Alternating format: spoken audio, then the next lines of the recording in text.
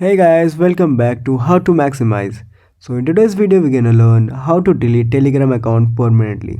So for that let's go to our Telegram account and click on setting, then scroll down a bit, then tap on privacy and security and scroll down to the bottom, and you will be seeing a option automatically delete my account if away for, and there will be like 6 month or 1 month. So tap on that and it will be visible like 1 month, 3 months, 6 month, 1 year.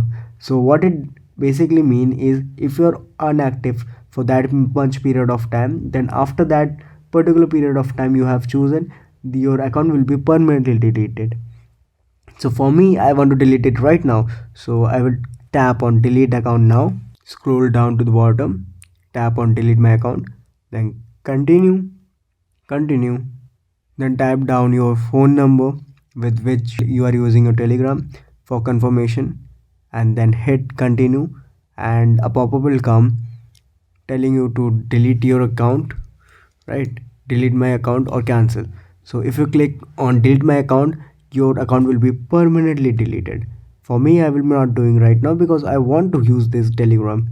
So that's all for today folks. So if you like this informative video, do like, share, comment and subscribe for more. See you in the next video. Till then, peace out.